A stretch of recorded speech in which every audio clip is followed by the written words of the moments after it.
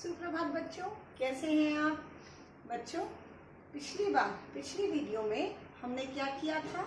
हमने किया था व्याकरण का विषय, जो हमारा पाठ था, पाठ 4 शब्द विचार, है ना। तो आज हम उसी को आगे बढ़ाएंगे, लेकिन उसको करने से पहले एक बार हम पुनरावृत्ति कर लेते हैं, रिवीजन कर लेते हैं कि हमने पिछली बार क्या पढ़ा था। तो बेटे देखिए, पिछली बार हमने पढ़ा था सबसे पहले शब्द किसे कहते हैं। तो हमने पढ़ा कि जो वर्णों का सार्थक समूह होता है उसे वर्ण कहते हैं। फिर हमने पढ़ा पद किसे कहते हैं, शब्द और पद में क्या अंतर होता है। तो हमने पढ़ा कि जो शब्द होते हैं वो तो स्वतंत्र होते हैं, है ना, उन्हें आप कैसे भी बोल सकते हैं। लेकिन जो पद होते हैं वो वाक्यों के नियमों में बंध जाते हैं, यानी कि जब हम वाक्य में शब्दों को डालते हैं या शब्दों का प्रयोग करते हैं तब वे क्या बन जाते हैं, तब वे बन जाते हैं पद। ठीक। फिर हमने एक और चीज पढ़ी थी, हमने पढ़ा था शब्दों का वर्गीकरण, यानी कि शब्दों को कितने भागों में बांटा गया है। तो हमने पढ़ा शब्दों को 5 भागों में बांटा गया है। कौन कौन से? तो सबसे पहले हमने क्या पढ़ा था? हमने पढ़ा था व्युत्पत्ति या रचना के आधार पर, है ना। फिर हमने उत्पत्ति के आधार पर, अर्थ के आधार पर, प्रयोग के आधार पर, और 5वां व्याकरणिक प्रकार्य के आधार पर, है ना। ये 5 भेद हमने किए थे, लेकिन इन 5 भेदों में से केवल एक भेद, जो पहला भेद था व्युत्पत्ति और रचना के आधार पर, जिसे आप बनावट के आधार पर भी कह सकते हैं, उस विषय को हमने विस्तार में पढ़ा था। ठीक है। तो व्युत्पत्ति के आधार पर कितने भेद हमने पढ़े थे? हमने पढ़े थे 3। रूढ़ शब्द, जिसके टुकड़े नहीं हो सकते, जो परंपरा से चले आ रहे हैं। यौगिक शब्द, जो 2 शब्दों के मेल से बने हैं।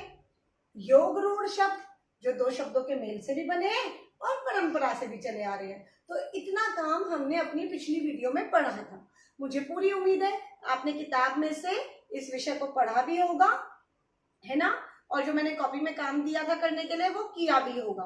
अब पढ़ते हैं आज की इस वीडियो में हमें क्या पढ़ना है। तो आज हम पढ़ेंगे शब्दों का वर्गीकरण नहीं पढ़ेंगे, लेकिन उसके 2 भेद पढ़ेंगे। कौन कौन से? एक तो उत्पत्ति के आधार पर भेद और दूसरा अर्थ के आधार पर भेद। तो चलिए पहले हम पढ़ते हैं उत्पत्ति के आधार पर शब्द के भेद। ठीक। तो देखिए, उत्पत्ति के आधार पर शब्द के कितने भेद होते हैं, यानी उत्पत्ति मतलब क्या होती है? किसी का जन्म, है ना। तो उत्पत्ति के आधार पर शब्द के कितने भेद होते हैं? इसके भी 5 भेद होते हैं। पहला तत्सम शब्द, दूसरा तद्भव शब्द, तीसरा देशज शब्द, चौथा विदेशी शब्द और 5वां संकर शब्द। ठीक। तो समझ लेते हैं ये क्या है। तो देखिए, तत्सम शब्द किसे कहते हैं? तत्सम शब्द 2 शब्दों के मेल से बना है। तत्सम जो शब्द है ना, वो 2 के मेल से बना है। पहला तत्, दूसरा सम। किन 2 शब्दों से? तत् और सम। इसका अर्थ क्या है? इसका अर्थ है उसके समान। तो किसके समान? किसके समान बच्चे? तो देखिए, संस्कृत के समान। किसके समान? संस्कृत के समान। तो जो शब्द संस्कृत के समान होते हैं, यानी कि हमने संस्कृत भाषा से लिए हैं, वो होते हैं तत्सम शब्द। जैसे घृत, सूर्य, आप और भी कोई ले सकते हैं, मयूर, है ना, गजह, कोई भी आप ले सकते हैं। दूसरा है तद्भव शब्द। तद्भव शब्द क्या होता है? तद्भव होता है तत् जमा भव, इनके मेल से बना है। किसके मेल से बना है तद्भव शब्द? तत् जमा भव के मेल से बना है। अब तत् और भव का क्या अर्थ होता है? तत् और भव का अर्थ होता है उससे उत्पन्न। तो किससे उत्पन्न? इसमें भी वही है, किससे उत्पन्न? संस्कृत भाषा से उत्पन्न। यानी कि जो शब्द संस्कृत भाषा से उत्पन्न हुए हैं, जिन शब्दों का निर्माण संस्कृत भाषा से हुआ है, संस्कृत में कुछ परिवर्तन के साथ हमने हिंदी में उनका प्रयोग किया है, उन्हें कहते हैं तद्भव शब्द। जैसे देखिए, घृत को हमने किस में बदल दिया? घी में। सूर्य को सूरज में। ठीक। तो ये तो हो गए तत्सम तद्भव। पेपर में आपको ऐसे भी पूछा जा सकता है तत्सम तद्भव शब्दों में अंतर बताइए, या तत्सम शब्द देंगे इन्हें तद्भव में बदलिए, तद्भव को तत्सम में बदलिए। ठीक है, आपकी किताब में बहुत से तत्सम शब्द दिए हुए हैं, उन्हें आप जरूर पढ़ेंगे। अब तीसरा देखते हैं देशज शब्द। देखिए देश जमा ज, जिनका जन्म, ज मतलब जन्म, जिनका जन्म देश में हुआ है, जो स्थानीय या क्षेत्रीय शब्द भी कहलाते हैं। ठीक है, जो एक क्षेत्र विशेष में बोले जाते हैं, जो एक स्थान में बोले जाते हैं, वो होते हैं देशज शब्द। जैसे पगड़ी, थैला, है ना, झापड़, झाड़ू, ये जो शब्द होते हैं ये होते हैं देशज शब्द। ठीक, इसके बाद है विदेशी शब्द। विदेश नाम आ रहा है ना, विदेशी में विदेश, तो जो शब्द विदेश से हमने लिए हैं, ठीक है, अरबी के, फारसी के, ठीक है, या अंग्रेजी के जितने भी शब्द हैं जो हिंदी भाषा में मिल गए हैं, वो होते हैं विदेशी शब्द। विदेशी भाषाओं के जो शब्द हैं उन्हें कहते हैं विदेशी शब्द। जैसे स्कूल, जख्म, बॉल, डॉक्टर, मॉल, बहुत से शब्द हैं जो आपको पता है। इसके बाद आखिरी हमारा है संकर शब्द। तो संकर शब्द क्या होते हैं? संकर शब्द होते हैं जो दो भिन्न भाषाओं के मेल से बने हैं, यानी कि दो भाषाओं के मेल से जो बने हैं उन्हें क्या कहते हैं? उन्हें कहते हैं संकर शब्द।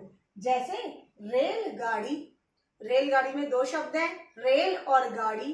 टिकट घर, टिकट और घर।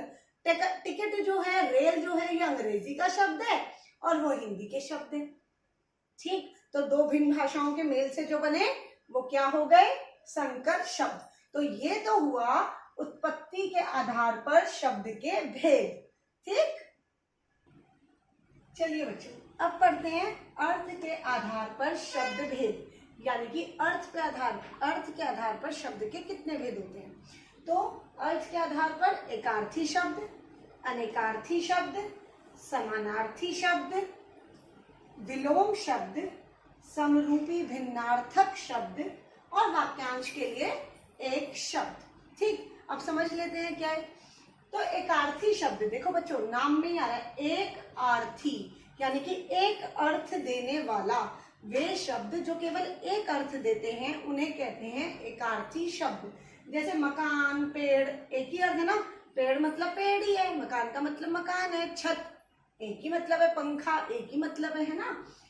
दूसरा है अनेकार्थी शब्द, यानी कि अनेक अर्थ। वे शब्द जो अनेक अर्थ देते हैं, जैसे पत्र, पत्र का मतलब पत्ता भी हो सकता है, पत्र का मतलब चिट्ठी भी हो सकता है ना। भेद, भेद को आप प्रकार भी कह सकते हो और रहस्य भी कह सकते हो कि आपके मन में क्या भेद चल रहा है। या फिर आप ये जो हमने किया है कि अर्थ के आधार पर शब्द के कितने भेद है, कितने प्रकार है, तो जो अनेक अर्थ दे वे अनेकार्थी शब्द। तीसरा समानार्थी शब्द, जिन्हें आप पर्यायवाची शब्द भी कहते हैं, समान अर्थ देने वाले। ठीक है, सिनोनिम्स भी कहते हैं आप। सुमन, सुमन को आप फूल भी कह सकते हैं और कुसुम भी कह सकते हैं। ठीक, सूर्य को सूरज भी और रवि भी, ठीक है, भास्कर भी कह सकते हैं। तो ये तो हो गया समानार्थी शब्द। अब चौथा है इसका विलोम शब्द, अपोजिट वर्ड्स आपने किए ही हुए हैं, अच्छा बुरा, पाप पुण्य, दिन रात, सुख दुख, ये आपको आते ही हैं। ठीक है, उल्टा अर्थ देने वाला, विपरीत अर्थ प्रकट करने वाले जो शब्द होते हैं वो होते हैं विलोम शब्द। फिर समरूपी भिन्नार्थक शब्द, यानी कि वे शब्द समरूपी, जो समान, दिखने में समान होते हैं, समान रूपी होते हैं, दिखने में समान लेकिन भिन्नार्थक, लेकिन अर्थ उनका भिन्न होता है।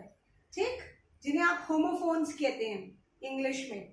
तो समान अर्थ देने वाले, समान रूप से दिखने वाले लेकिन भिन्न अर्थ प्रकट करने वाले शब्दों को समरूपी भिन्नार्थक शब्द कहते हैं। जैसे और एक मात्रा का फर्क है, दिखने में एक सही लग रहे हैं लेकिन दोनों का अर्थ अलग है। और तथा, और का मतलब होता है उस ओर, पूर्व दिशा की ओर। ठीक है, धन, धान, धन का मतलब होता है दौलत और धान का मतलब होता है चावल। ठीक है, इसके बाद है वाक्यांश के लिए एक शब्द। वाक्यांश के लिए एक शब्द होता है जैसे जिसमें दया हो दयालु, दया ना हो निर्दयी, बहुत बोलने वाला वाचाल। ठीक है, तो ये हो गए वाक्यांश के लिए एक शब्द।